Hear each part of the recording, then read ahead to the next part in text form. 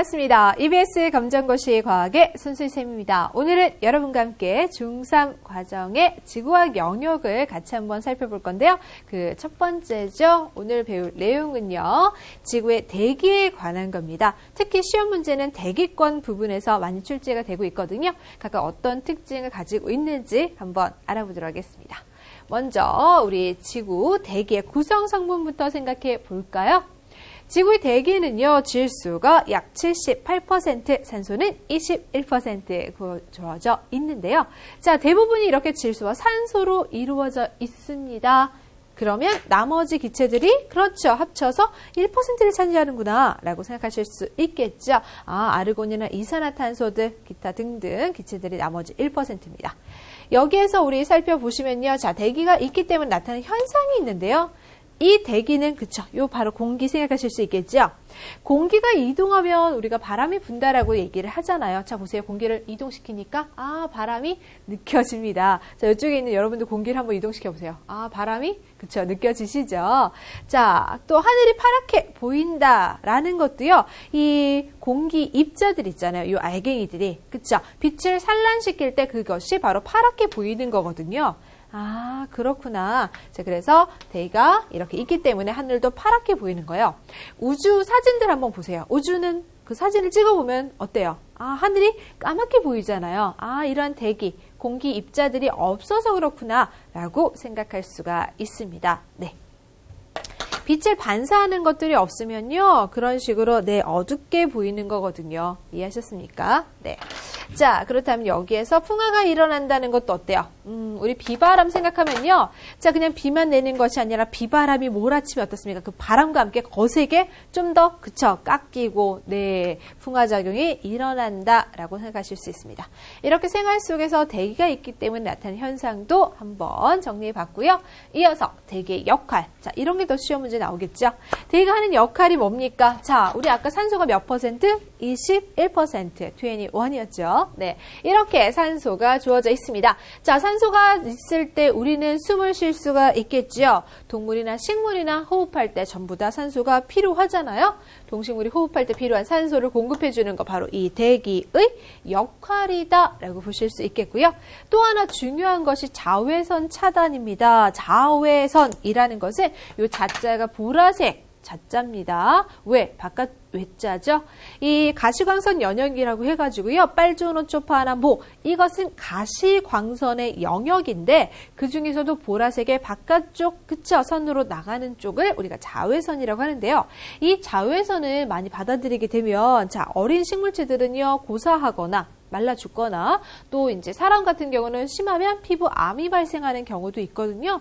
따라서 이 해로운 자외선을 우리가 좀 차단을 해줘야 될 것 같습니다. 이 해로운 자외선을 차단하는데도 대기가 중요한 역할을 한대요. 자외선을 막아준다. 자, 우리 대기에 해당하는 것 중에서요. 우리 뒤쪽에서 좀 배우실 건데요. 오존층이라는 부분이 있습니다. 그 오존층이 그쵸? 오존층이 자외선을 흡수합니다. 이렇게 자외선을 흡수함으로써 지구로 들어오는 자외선을 차단한다라고 보실 수가 있어요. 자, 여기 지구를 한번 동그랗게 그려볼까요? 자, 지구에 이렇게 오존층이 있어요. 오존층. 그러면 자, 태양의 빛이 슉 들어올 때 그 중에서 어떤 빛을? 자외선을 여기서 슉 흡수해요. 흡수하게 되면 지구로 자외선이 들어오지 못하겠죠. 이런 식으로 차단하는 거구나 생각하시면 되겠고요. 그 다음 지구 보온에 또 효과가 있습니다. 지구를 따뜻하게 해주는데요. 지구상의 여기 우주 공간을 빠져나가는 것을 막아줘요. 공기가요 이렇게 여기를 이렇게 채우고 있잖아요. 이렇게 채우고 있으니까 마치 뭐와 비슷하다? 우리 겨울에 오리털 점퍼 입죠? 이렇게 오리털을 점퍼 상태로 만들어주니까 어때요? 사실 오리털 자체는 무겁지 않은데 이 오리털 입자를 자세히 보면 사이사이에 그렇죠. 공기가 들어갈 수 있는 공간이 형성되면서 자연스럽게 포근하게 우리를 따뜻하게 만들어주죠. 마찬가지로 공기층이 이렇게 오리털 점퍼처럼 이렇게 주어져 있기 때문에 지구를 보온하는 거구나, 따뜻하게 해주는 거구나 라고 생각하시면 되겠죠. 그 다음 우주 공간에서 날아오는 운석이 있습니다. 이 돌덩이들 그쵸? 이것도 어때요? 우리가 오리털 점퍼를 입고 있을 때 누가 돌을 던졌다고 생각해보세요. 그쵸? 상처 안 나겠죠? 폭신폭신 하잖아요. 그쵸? 네. 그렇지만 맨몸이라면 그대로 그쵸? 상처 나겠죠? 따라서 지금 우리 대기는요 하나의 오리털 점퍼처럼 보온도 해주고요 보호도 해준다는 거 생각하시면 좋을 것 같습니다. 그 다음 지구가 흡수하는 태양열을 이동할 수 있게 해준다라고 했는데요. 저위도 쪽이면 상대적으로 어때요? 적도지방 생각하시면 됩니다. 저위도 쪽에 해당하는 것은 상대적으로 그렇죠. 적도지방. 여기가 위도가 작은 거예요. 위도가 높아지면 이쪽으로 올라가는 거죠. 저위도, 고위도. 우리가 0도, 30도, 60도, 90도 이렇게 표현하실 수 있거든요. 됐습니까? 네. 이렇게 했을 때 위로 올라가는 극지방이 고위도구나. 그럼 적도지방은 우리가 이제 0도 여기를 적도지방이라 하거든요. 저위도 쪽에 해당하는 것은 태양열을 좀 많이 받아요. 그래서 요 따뜻한데 고위도는 좀 춥죠. 태양열을 많이 못 받고 있습니다. 그래서 나에게 남는 열 너에게 운반해 주마. 그러면서 온도 차이를 줄여주는 그런 역할을 또 누가 담당한다? 대기가 담당하는 거죠. 맞습니까? 아까 이 대기가 존재하는데 이것을 우리가 여기 대기가 있잖아요. 손으로 이렇게 살랑살랑 쳤더니 뭐가 돼요? 바람이 되죠. 맞습니까? 이렇게 대기가 이동하면서 이러한 열의 이동도 그쵸 같이 도와준다라고 생각하시면 될 것 같아요. 이해하셨습니까? 네. 이런 식으로 대기의 역할에 대해서도 살펴보았습니다. 그럼 이번에는 대기권. 두둥. 이 부분이 중요 출제 부분입니다. 대기권에 해당하는 것은요. 크게 대류권, 성층권, 중간권, 열권. 4가지 권으로 이렇게 구분하실 수가 있는데요. 각각의 특징이 이렇게 딱 주어져요. 특징을 알려주고 다음 중 대기권의 구조 중 어느 부분을 가리키는지 이름을 고르시오. 이렇게 출제가 됩니다. 따라서 여러분이 특징을 알아주셔야 되겠죠. 그래서 어떤 대기권인지 아실 수 있을 겁니다. 먼저 대기권이라는 것은요. 지구의 표면을 둘러싼 공기의 층인데 대류권, 성층권, 중간권, 열권으로 이루어져 있습니다. 네. 그 중에서 가장 지표면에서 가까운 애부터 얘기해 볼까요? 지표면에서 가까운 여기는요. 대류권이라고 합니다. 이름 구분하셔야 돼요. 대기권은 다 포함한 것을 대기권이라고 했고요. 그 중에서 지표면에서 가까운 애는 대류권이라고 했습니다. 대류 현상이 일어나거든요. 알겠습니까? 우리 앞에서 열의 이동, 그쵸? 네, 표현할 때 대류현상 기억나십니까? 뜨거워진, 그쵸? 이 공기는 위로, 차가운 공기는 아래로. 그렇다면 어떻게 되겠습니까? 아래, 아래, 그렇죠? 이렇게 돌면서 무슨 현상이 일어난다? 대류 현상이 일어난다 라고 생각하시면 되겠죠? 그것이 일어나는 권이 바로 대류권입니다. 왜 이러한 대류 현상이 일어날 수 있냐면요. 이 기온 변화를 보니까 높이 올라갈수록 온도와 기압이 낮아진다라고 표현하고 있어요.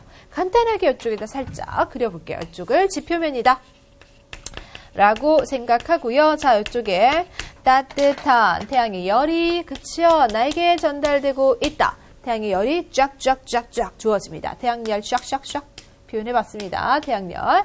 이렇게 태양열이 주어져 있을 때 지표면이 따뜻하게 데워지죠. 그러면 지표면이 먼저 따뜻하게 데워지면서 여기가 먼저 데워지고 그쵸? 얘 먼저 충분히 다 데워지고 남는 열로 점차 그렇죠. 남는 열을 너에게 이렇게 주는 거죠. 맞습니까? 나 먼저 여기만 충분히 데우겠어. 여기 다 데우고 남는 열을 위로 보낼 거거든. 그래서 남는 열 그렇죠. 보내니까 위쪽으로 갈수록 그 열이 어때요? 그쵸? 작죠. 여기 데우느라 다 열 줬잖아요. 그쵸?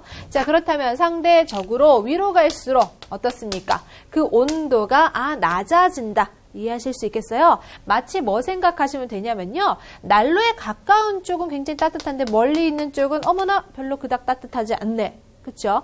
여기 앞쪽에 그쵸? 난로가 있다면 맨 뒤에 있는 학생은 별로 그쵸? 난로가 있는지 없는지 못 느낄 정도로 그 느낌이라고 생각하시면 됩니다.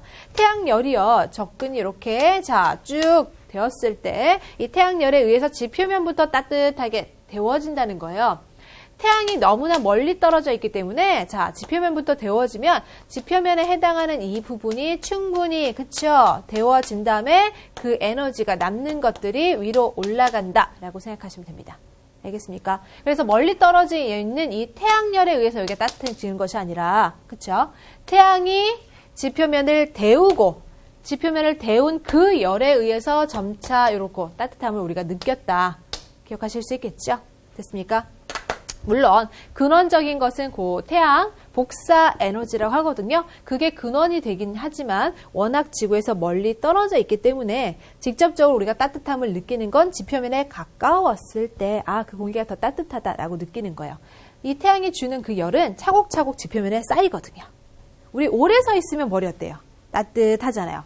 그렇죠? 맞습니까? 차곡차곡 지금 지표면에도 그 열이 쌓여서 이쪽이 충분히 데워지고 남으면 위로 올라간다 라고 생각하시면 되겠죠?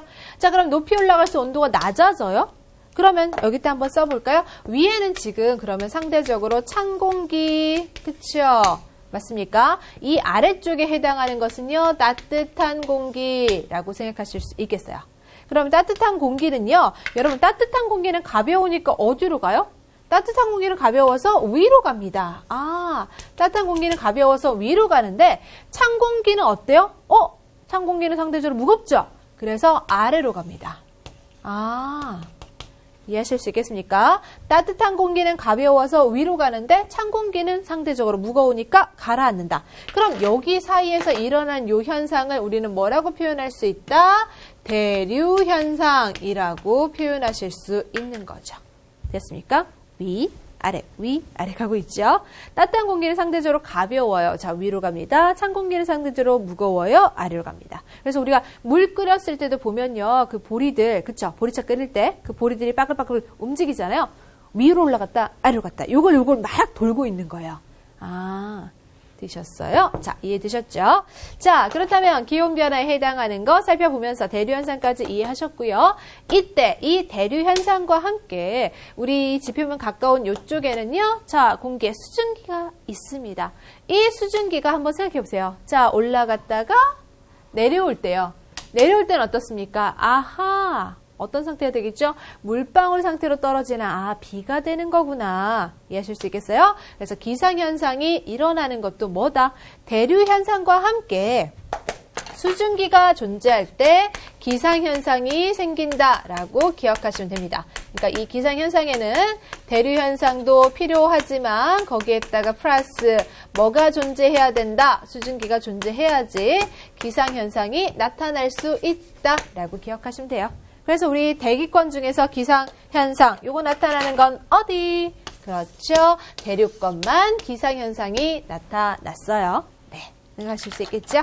자, 그리고 대륙권 계면이라는 것은 이게 계면자는 경계면이에요. 그러니까 대륙권과 성층권의 경계면이라는 뜻으로만 기억하시면 됩니다. 밑에 성층권 가겠습니다. 시험 문제에서도 대륙권하고 가장 또 출제가 많이 되는 것이 성층권이죠. 시험 문제 보기에서. 그쵸? 성층권에 대해서 강조를 또 많이 해요.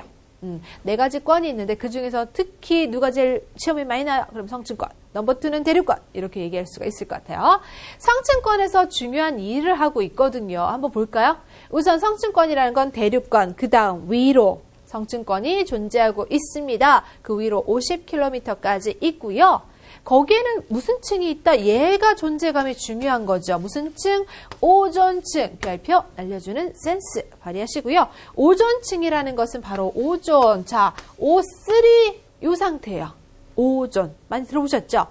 여러분이 알고 계시는 건 산소 기체는 O2잖아요. 거기에 산소 원자가 하나 더 붙어있는 O3 상태가 오존입니다. 이 층이요. 태양에서 오는 자외선을 어떻게? 그쵸? 흡수하면서 어떻습니까? 그 자외선이라는 것은 지금 빛이잖아요. 근데 그 태양 우리 빛 오래 받고 있으면 어떻다고 했죠? 따뜻합니다. 빛과 열이 동반하거든요. 그래서 그 빛을 받을 때 어때요? 오랫동안 요 자외선이 쫙 흡수되니까 이 빛을 흡수하면서 좀처럼 그쵸? 따뜻해진다. 자꾸자꾸 그쵸? 좀 더 따뜻해지고 있죠. 기온이 올라갑니다.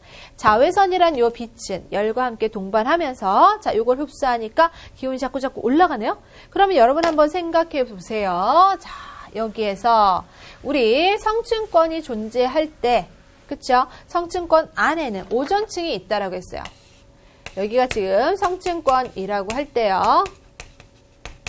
성층권 안에 무슨 층이 있다고요? 자, 오존층. 그럼 이 오존층이요. 자외선을 흡수하면서 따뜻하죠. 그럼 여기가 뭐라는 거예요? 나는 따뜻해. 이거죠.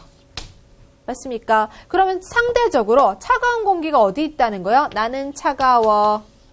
아하, 그러니까 여기 성층권의 지금 상태를 보시면요. 높이 올라갈수록 어떻습니까? 네, 기온이 따뜻해진다라는 것을 알 수가 있습니다.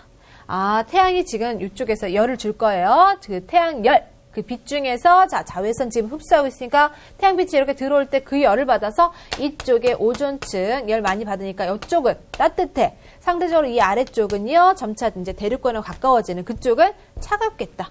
위로 올라갈수록 따뜻해요. 그러면 여러분 한번 생각해 봅시다. 위로 올라갈수록 공기가 따뜻하면 이 따뜻한 공기는 원래 가볍죠. 안 움직이겠죠. 따뜻한 공기는 원래 가벼우니까 위로 있는 거 맞거든. 이렇게 되겠죠. 차가운 공기는 무거우니까 나 아래에 있는 거 맞거든 하겠죠. 그러면 따뜻한 공기 위에 찬 공기 아래에 있으니까 이 공기 움직여요?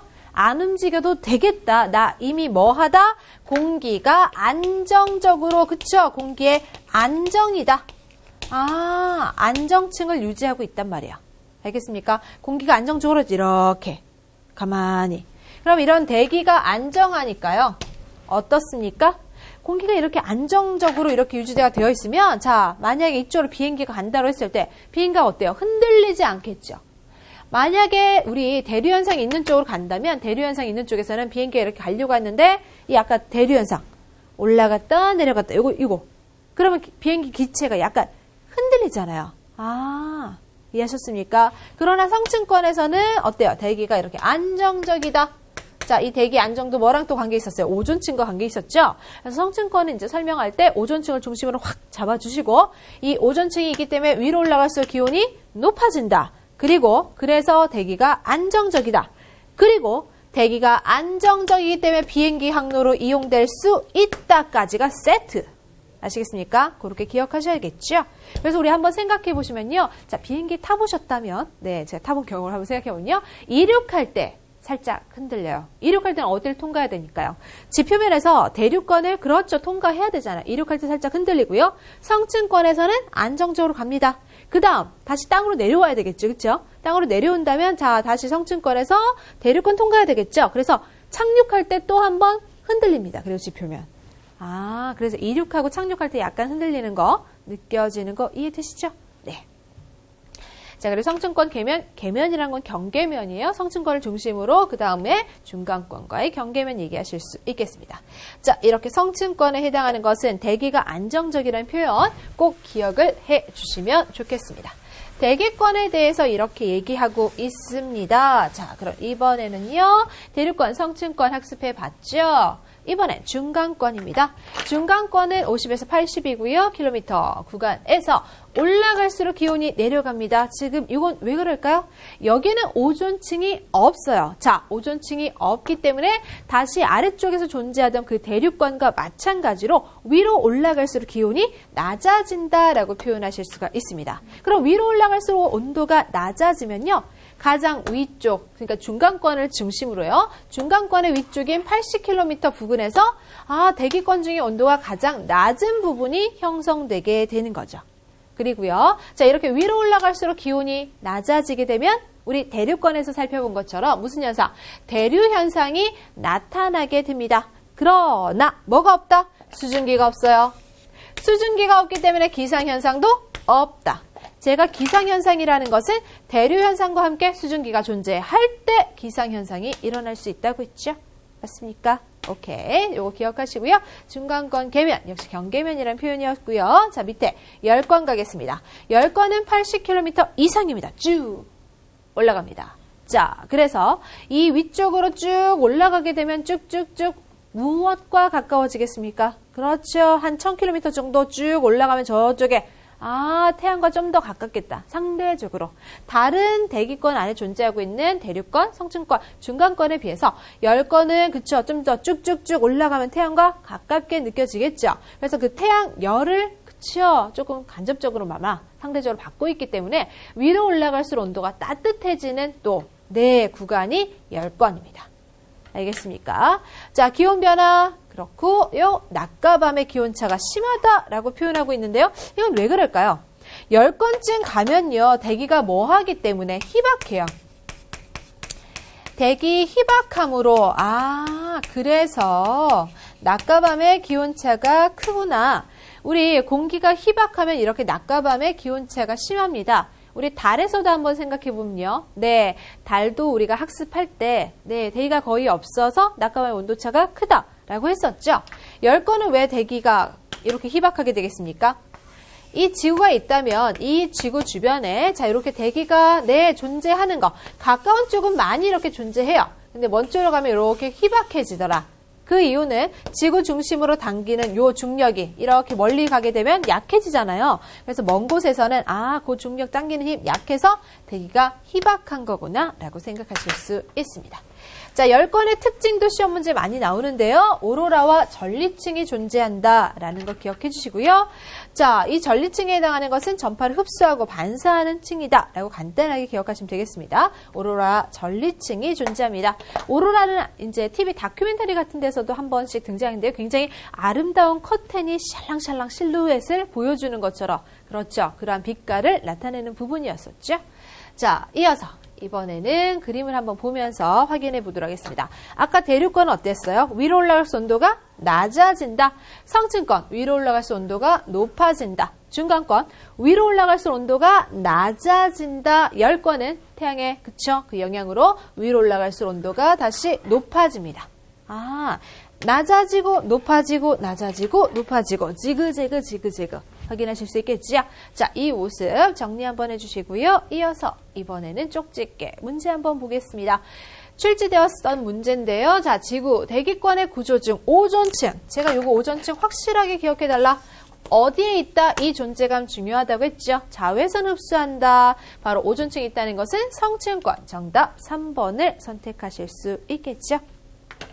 오존층이 있어서 자외선을 흡수한다라고 했고요. 그래서 위로 올라갈수록 온도가 따뜻해진다라고 말씀을 드렸습니다. 이어서 또 다른 쪽집기 기출문제. 그쵸? 대기권에서 정말 출제가 자주 되었다는 거 아실 수가 있겠죠? 이번에는 대류현상. 그리고 또 하나 뭐 있습니까? 그렇죠. 기상현상. 제가 기상현상이 일어나는 건 하나밖에 없다고 했어요. 대류현상이 일어나는 것은 대륙권도 있고 중간권도 있었지만 기상현상이 있는 것은 대륙현상에다 수증기까지 있어야 되기 때문에 대륙권만 이 기상현상이 나타난다 했습니다. 정답은 바로 그렇죠. 4번 대륙권 나오고 있죠. 제가 강조드렸던 바로 그 문제들 특히 성층권 잘 나와요. 그 다음 대륙권 잘 나와요. 했던 거 기출문제로도 이렇게 나왔습니다. 이렇게 또 성층권 대륙권 한번 나왔으면 그 다음 해는 또 10건도 한번 출제해주고 돌려서 또 출제하는 거니까요. 그러나 이제 이 중에서 성층권에 해당하는 건 이 오존층의 존재감이 조금 특별하기 때문에 한 번 더 꼭 강조를 해주셨으면 좋겠습니다. 자, 대기권의 구조 출제 많이 된다고 말씀드렸고요. 이어서 이번에는 대기 중에 수증기입니다. 여기에서는요, 자, 계산도 있지만 개념 문제가 조금 더 출제되는 편입니다. 비교적 이제 기본적인 핵심 위주로 출제가 되기 때문에요. 어려운 계산은 그쵸, 가볍게 한번 훑어주시면 괜찮겠습니다. 그쵸? 네. 자, 대기 중에 수증기 한번 보겠습니다. 증발과 응결. 먼저 증발은요, 물이 수증기의 형태로 공중으로 이렇게 날아가는 현상을 증발이라고 합니다. 상태 변화로 해서는 우리가 또 기화로 배우셨죠. 빨래가 마른다 표현이 들어갔고요. 응결은요, 응결. 맺을 결자죠. 뭘로요? 물방울로 맺히는 거 생각하시면 되겠죠. 수증기가 물방울로 변합니다. 이슬이 맺힌다. 그쵸? 나오고 있습니다.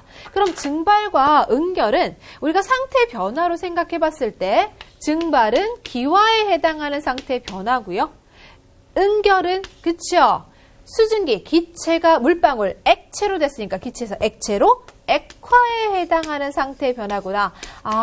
서로 반대의 상태 변화를 의미하고 있는 단어였어요.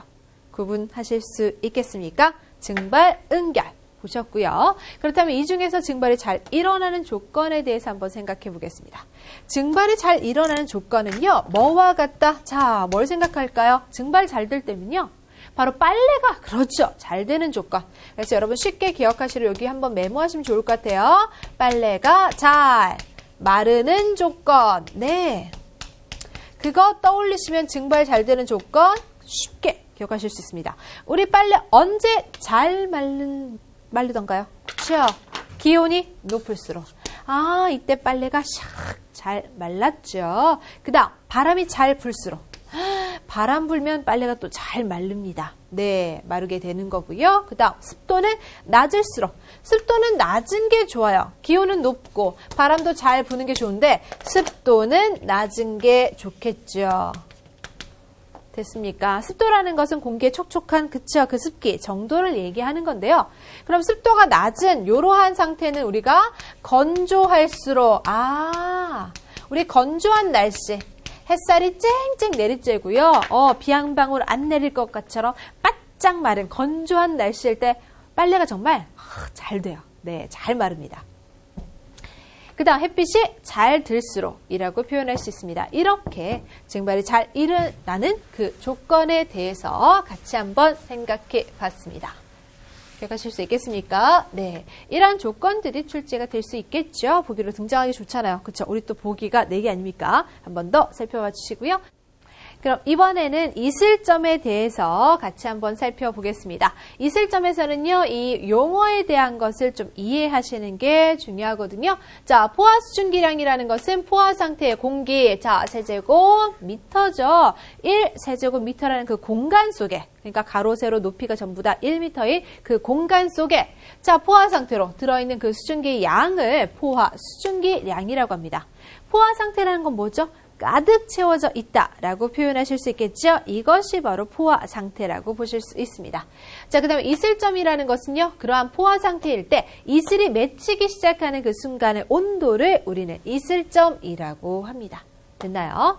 자, 이때 공기 중에 수증기량이 많다. 그러면 이슬점이 높다라고 표현할 수가 있는데요. 공기 중에 수증기량이 자, 이렇게 높아집니다. 보세요. 9.4일 때는요, 요게 이슬이 맺히기 시작하는 온도, 자, 언제입니까? 온도가 10도. 네, 이슬점 온도 10도. 자, 17.3이 갖고 있을 때, 요때 온도, 이슬점 온도 20도. 어떻습니까? 공기 중 수증기량이 많을수록 이슬점이 높다라고 얘기해 주실 수 있겠죠?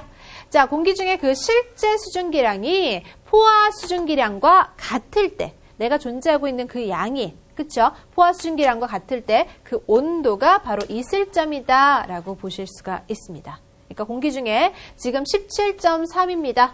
그쵸? 자, 이때 지금 20도라는 그 온도에서는 17.3까지 가질 수가 있죠. 그러면 20도에 해당하는 포화 수증기량도 얼마입니까? 17.3.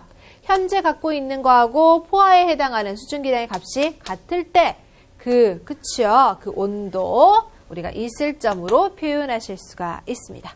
온도가 높을수록 포화 수증기량이 많아진다. 이 말은 뭐냐면요. 자, 보세요. 온도가 높으면 더 많은, 그쵸? 수증기를 포화 상태로 나는 가질 수 있다. 이거예요. 우리 앞에서 용해도 배우신 적 있잖아요. 한번 생각해 보시면요. 온도가 높아지니까 어때요? 우리 커피 탈 때 더, 그쵸? 잘 녹았잖아요. 더 많이 녹았잖아요. 고온 상태가 되니까. 맞습니까?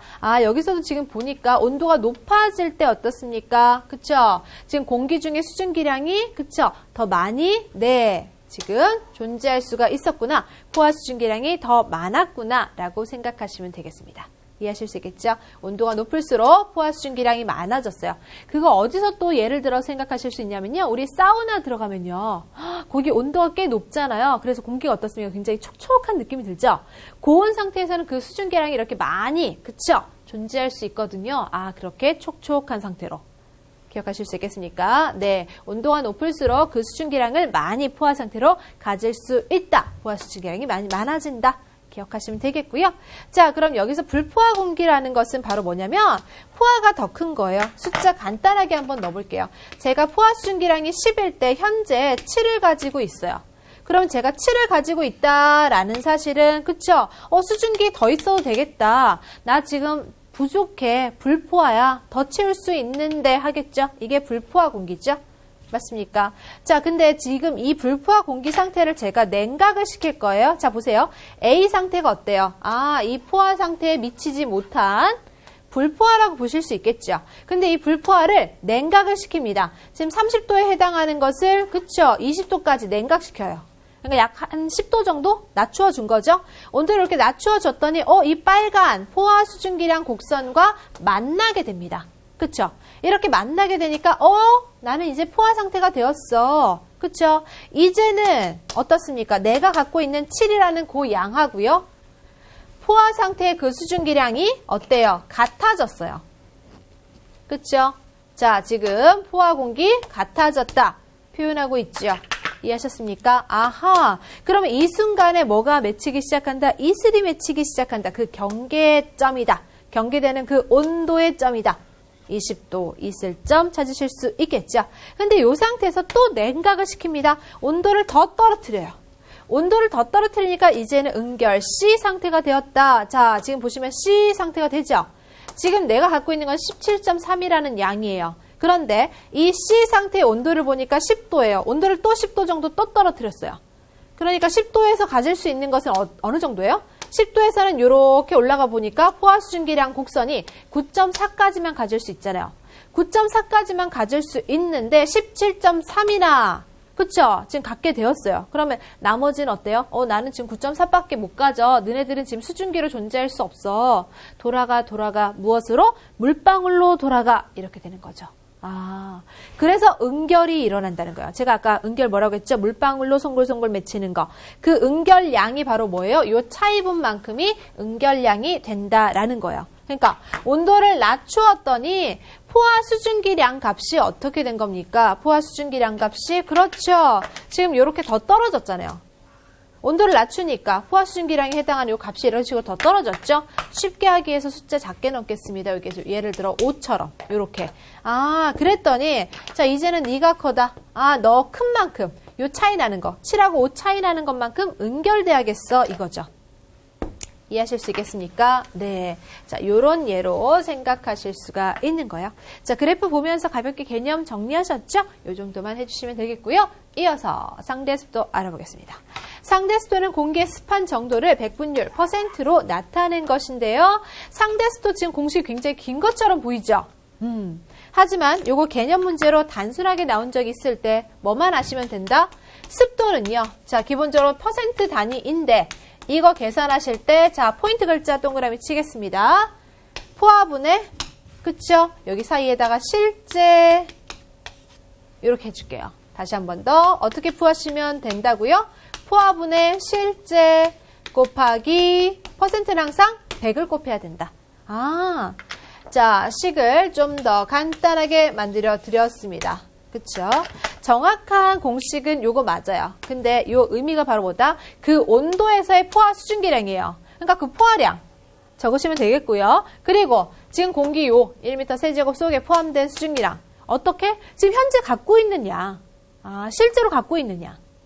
포화라는 것은 기준값이잖아요. 이 온도에서는 여기까지만 있어야 돼 라는 기준값이고 실제는 지금 갖고 있는 양.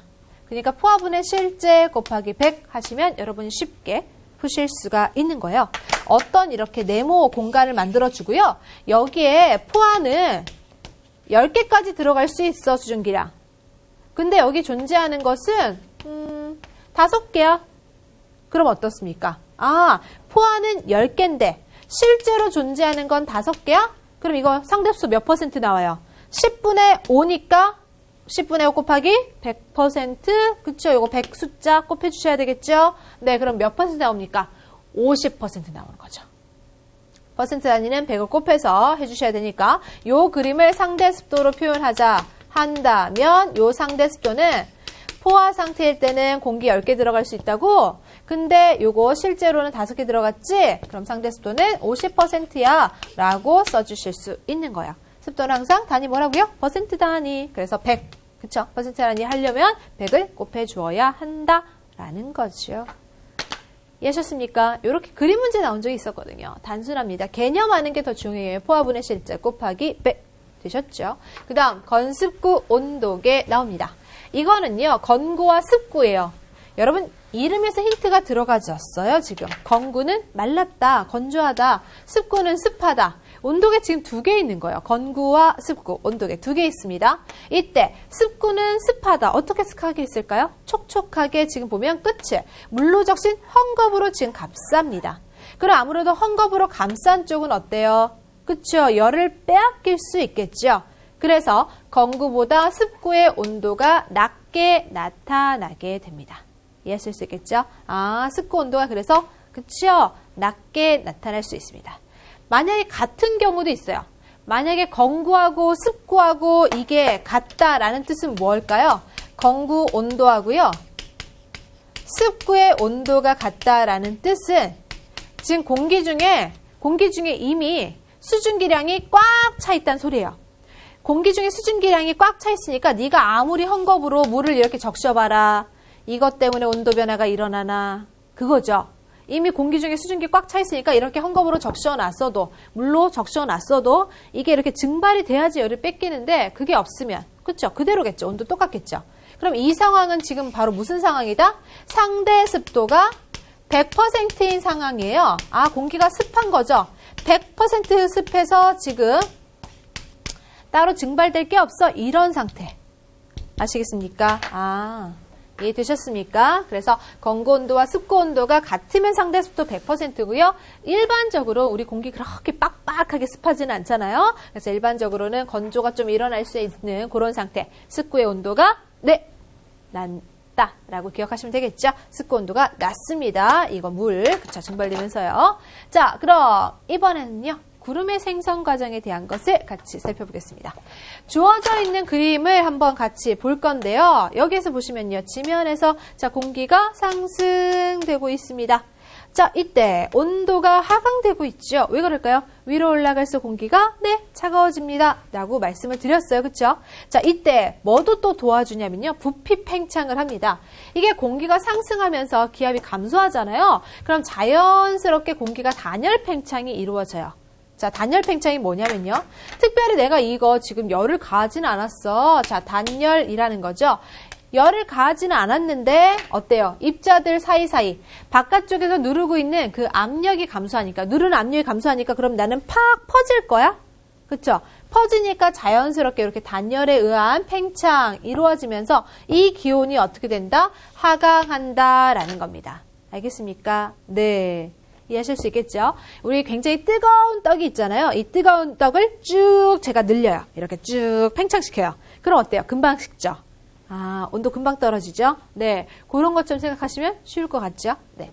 공기가 이렇게 단열 팽창합니다. 따로 열을 가한 것은 아니었어요. 네. 그래서 단절됐다는 거죠.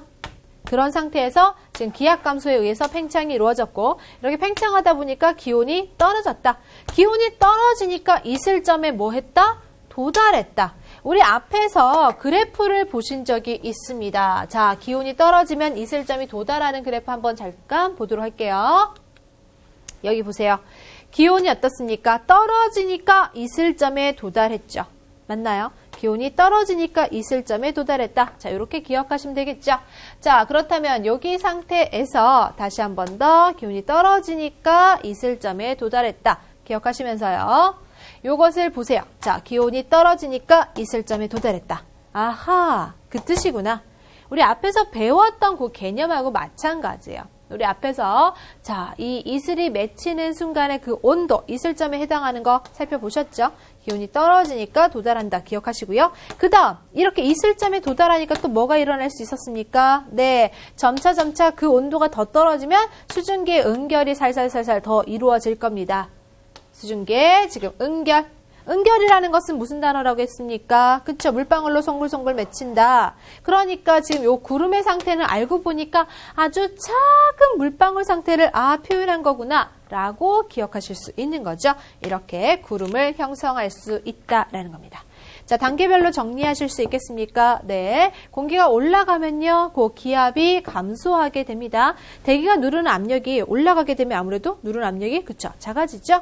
그러면서 단열 팽창이 이루어졌고요. 단열 팽창하면서 온도 떨어집니다. 기온 하강 이루어졌고요. 그러면서 자, 이슬점 도달합니다. 라고 말씀드렸습니다. 도달하니까 물방울 송글송글 맺히면서 구름 만들어졌습니다.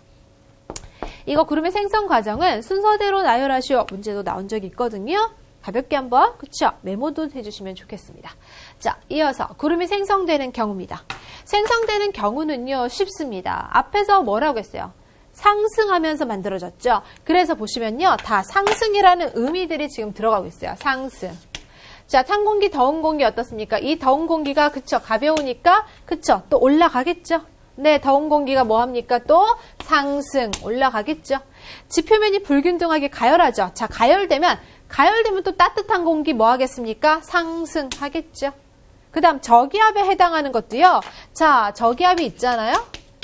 그러면 저기압의 중심에서 공기가 모여들죠. 맞습니까? 이렇게 모여들게 되면 이것도 뭐가 이루어진다? 그쵸? 저기압의 중심에서 공기가 모여들 때도 역시 지금 보시면 이렇게 상승하는 모습이 나타나게 됩니다. 알겠습니까? 이 기압 표시에 해당하는 거, 자, 요 저기압 같이 생각하시면서요. 상승 기류.